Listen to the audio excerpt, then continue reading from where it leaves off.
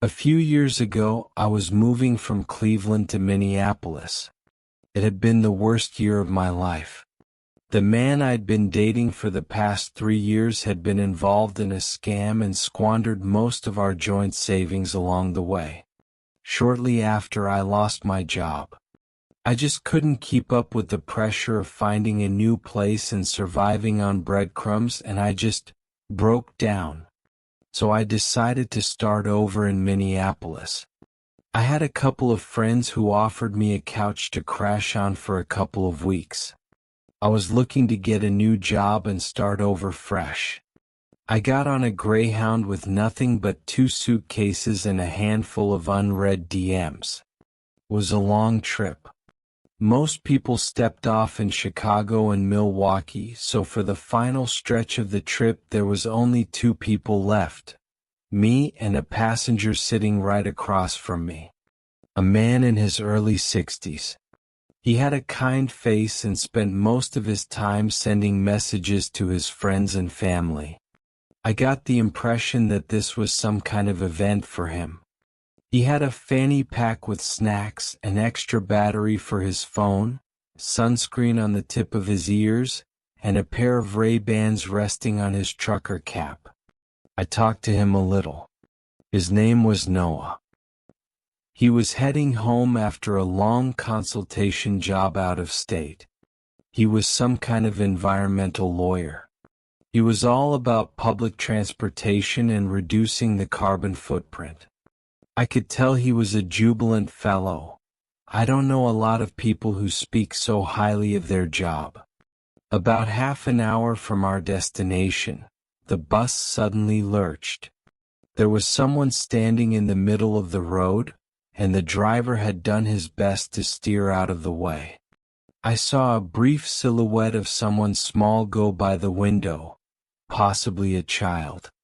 Moments later, we were thrown into a ditch and the bus tipped over. In the blink of an eye, all turned to chaos. I was thrown out of my seat like a slack-necked doll, and there was this awful metal groaning noise. The side of the bus was torn open. Suddenly the world was still. My mind was spinning. I barely made it off the bus before I hurled, my inner ears screaming at me to lie down. Everything felt different. The air tasted metal. We'd driven straight into a field, leaving a long trail of bent grass and wild blue sunflowers behind us. As the engines of the bus died, all that was left was the flapping of moth wings. Looking back at the road, there was no one there. I couldn't see Noah or the bus driver. I picked up my phone and called the police without a second thought. I felt disoriented, and the strangest details stood out to me.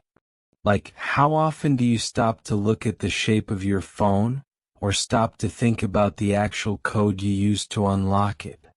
While still on the phone, I was asked by the operator to check if everyone was okay. I moved to the front saw the driver's seat empty and rounded the corner. "Can you see them?" the operator asked again. "Is everyone all right?"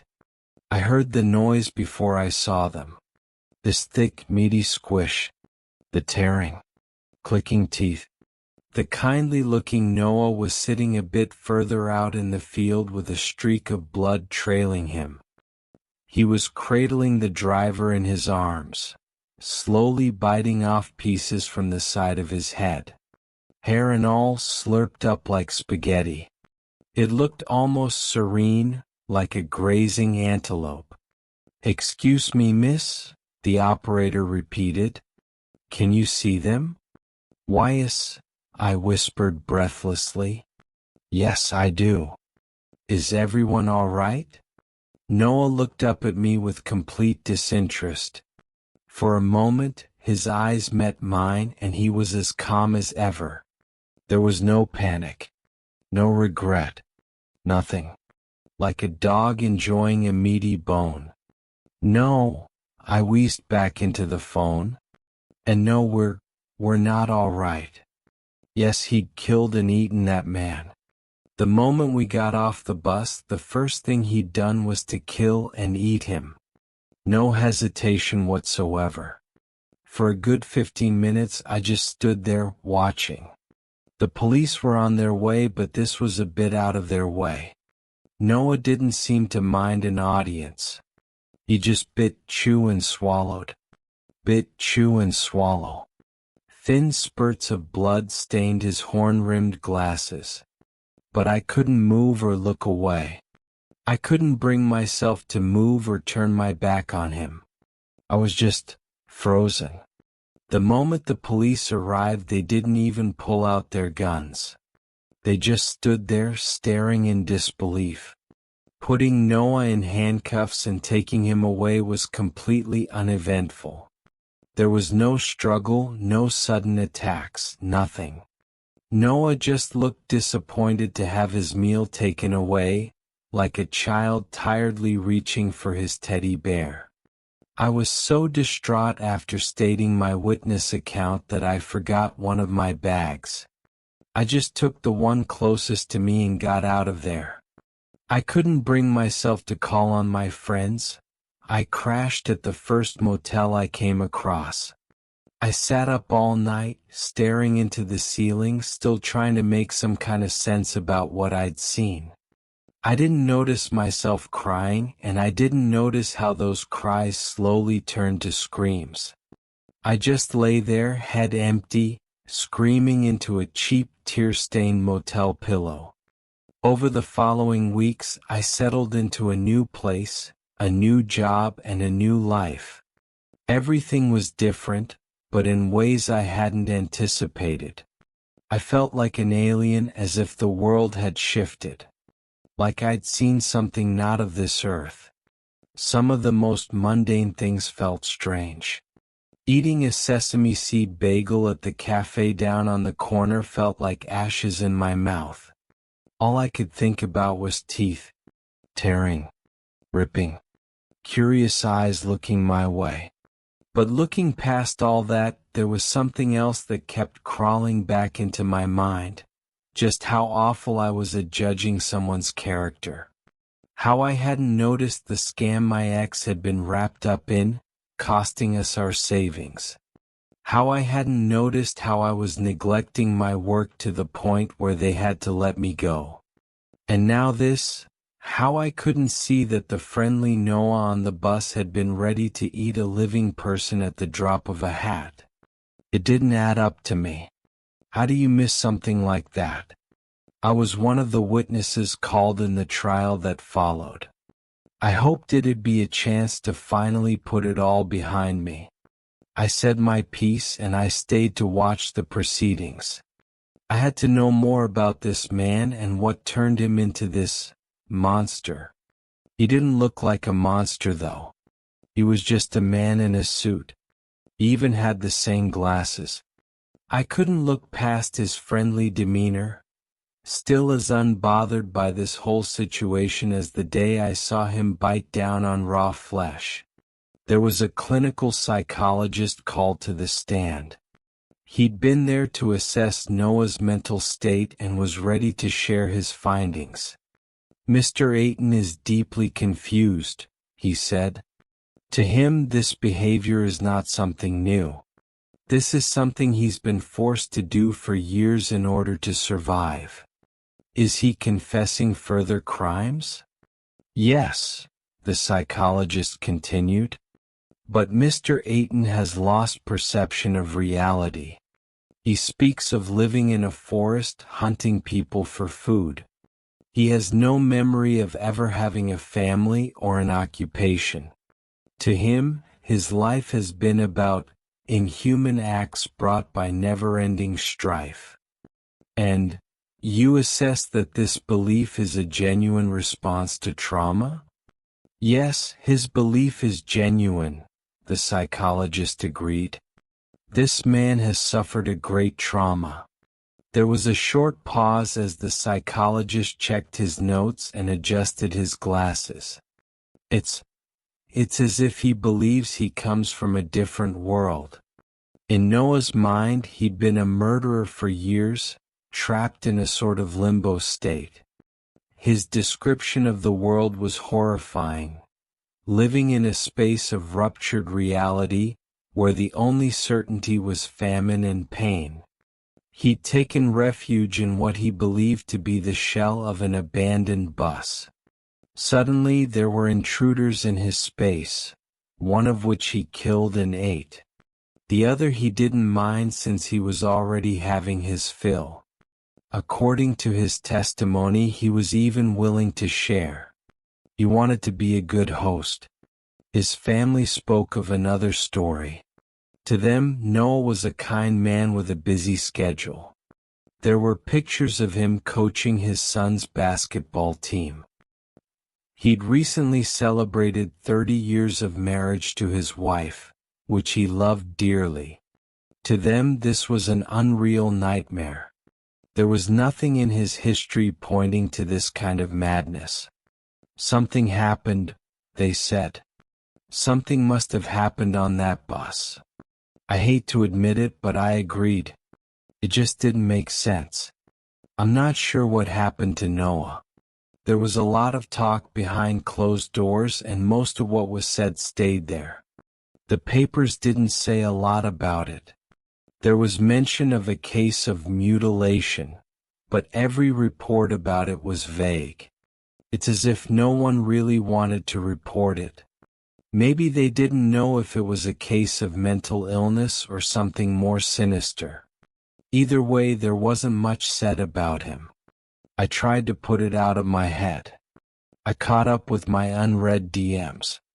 I'd been dreading reading worried texts, demands about unpaid bills, and whatever else might kick me further while I was down. I couldn't go back to that world just yet, but I sort of had to. But that's where things took another turn. I didn't recognize these messages. Unknown names and numbers asking me to call them back. One begged me to reconsider. Another sent me an address and a name. All kinds of strange, even coded messages. Also, bank accounts, payments, that made me pause. I had no idea who these people were or what they wanted from me. Had they gotten the wrong number? I remember my second bag. I'd only brought the one which I'd stashed away in my bathroom. I hadn't opened it since that night. And the second bag, well, I still hadn't talked to the police about it. But I decided that before I did anything else, I ought to at least unpack what little I'd brought. Even though it might be stained with blood or worse. I couldn't bear the thought of it. But opening the bag, well, there was nothing of the sort in it. It was my bag. I was certain of it. But there were no clothes or keepsakes. Instead, it had syringes wrapped in leather casings. Little clear vials, unmarked. Sheets of plastic bags, duct tape, and knives. Several knives of various sizes. All sharpened to perfection. I picked one up. It fit perfectly into my hand as if made for me. Looking up at the bathroom mirror, there was something about the image looking back at me that I couldn't recognize.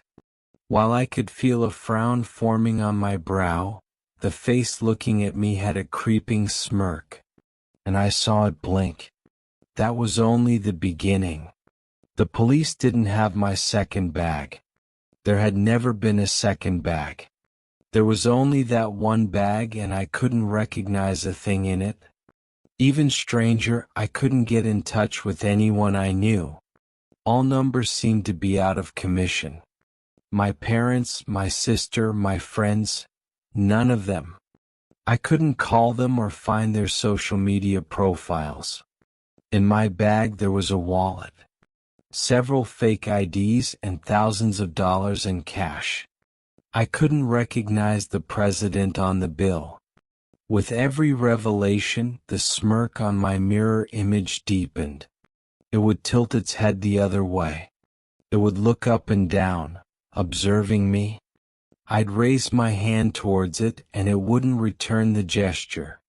Once, when I was in the bathroom, the bulb went out. I was standing there, fresh out of the shower, in complete darkness. I wrapped my cold towel around me and I heard something. It sounded like a distant echo of my own voice, as if spoken from the other side of a window. "Closer," it whispered. I didn't say anything. I just held my breath and listened. "I'm lost," it continued. "Coming home." A finger brushed against my hair. I recoiled and so did something else. I heard footsteps moving away. As I opened the bathroom door and let some light in, the mirror image was nothing out of the ordinary. But somewhere out there in the dark, I heard waning footsteps. With every message I received, it was becoming increasingly clear that people were expecting something of me. That I'd move somewhere, meet someone, do something. I was asked about my equipment, about places and times. There were also a handful of threats from people expressing disappointment. There was a knock on the door once. Another time, I saw a car slowing down to watch me through the kitchen window. There were mysterious phone calls at night. And whenever I stepped into a dark room, I'd stay clear of mirrors. If I stepped too close, I could hear something moving in there. Footsteps. Irregular breaths. Sometimes I'd feel the warmth of something reaching for me. Skin just inches away. Then a hasty retreat. I decided to retrace my steps. After all, Noah Ayton had been a family man before we swerved off that road. But what the hell had I been? Maybe he wasn't the only one who'd changed. I rented a car and took to the highway. I was having trouble navigating, ending up down a couple of roads I wasn't supposed to. When I finally began to recognize where I was meant to go, the sun was already setting. I didn't care. I was ready to drive through the night if need be. The first rain spatter came as soon as the sun set. The wind was picking up. I didn't dare to look in the rearview mirror. I didn't want to think about what I might see. I don't know how long I drove. After a while, I stopped seeing other cars on the road. Then a shadow. Someone in the middle of the road. A boy? I stepped on the brakes. A couple of moths thumped against my windshield as my car came to a full stop. I caught a glance at a side view mirror, only to see a hand reaching out. I blinked it away. I got out of the car looking back down the road. I could still see the silhouette of a boy walking away. Just like that night when the bus swerved off the road. This had to be connected. It just had to. I left my car running by the side of the road. "Wait!" I called out. "Hold on." He didn't stop. I was catching up, but as it turns out, I wasn't the only one. As I got closer, other figures emerged from the rain. Some of them looked like me. Others only held a vague resemblance. A select few were identical. Further out there were other figures. Some impossibly tall, others barely even human. We all looked at one another, our heads turning in unison. Left, right, left. Like a ripple of thought, forcing us all to do the same. A collective impulse. "I want my knives back." A voice breaking through the rain. I didn't have to turn around to know who it was. I'd seen her in the mirror dozens of times by now. But this time her voice was unhindered. There was no mirror in the way. I could feel her staring at me. We were all spread out in a circle around the mysterious boy, a sort of beacon we'd all gathered around. And the closer we got, the stranger things became. I lost track of time. I could barely feel the weight of my heartbeats as they quickened and slowed seemingly at random. The wind picked up, then disappeared, then reappeared. Rain to snow to hail to summer sun. In one blink of an eye the world was on fire. In another we were standing in oncoming traffic, cars throwing themselves off the road to avoid us. In one place the stars were gone and the ground was nothing but black sand. In so many places there was nothing left. No life. No sky. Nothing. It was terrifying. I wanted to turn around to run, but I couldn't trust the figure to my side not to take advantage. Instead I stopped. A few moved closer only to dissipate or be changed forever. One sprouted a third arm. Another was dragged into the dark by an unseen force. One fell to the ground, stretched and bent like hot metal. Screams, cries, and hysterical laughter. Slowly the boy moved away. And with every step he took, I could feel my world slowing down. By the time I could feel the rain on my skin again, there was a hand on my shoulder. I was grabbed, spun around, and pushed. In front of me, my twisted mirror image. "Go home," it hissed. "I'm done with this place." A push. Shadows growing distant and the rain growing stronger. A different rain. There was an unknown car waiting by the side of the road. One more neatly parked. Similar to the one I'd used but not the same. Going through the glove box I recognized several items. Looking in the back seat there were two familiar bags. I realized what had happened. I'd been gone and now I'd returned. I have been back here for quite some time now. Here, where Noah Ayton is an ordinary family man without any articles mentioning his name. I settled into my new place and eventually got a new job. Got back in touch with my family and friends. I started to recognize the faces on my dollar bills again. But a few things have happened. No one has seen my ex for a while. There was a string of disappearances around the area where I used to live, back in Cleveland. I don't like to think about what has happened there. Am I responsible? If not, who is? I'm not sure what happened that night. Not really. I think we got too close to something we shouldn't, and what little sense we make of this world got mixed up. I can't help but to look a little longer at mirrors. I lean my ear in to listen, making sure I don't hear anything. I turn my head back and forth, making sure the image follows. So far it does. But I sometimes get the sense that it doesn't. Maybe in the dark, when I can't look as closely. If you find yourself near a strange sunflower field, keep your eyes on the road. Slow down. And if you do get a little too close, watch your surroundings.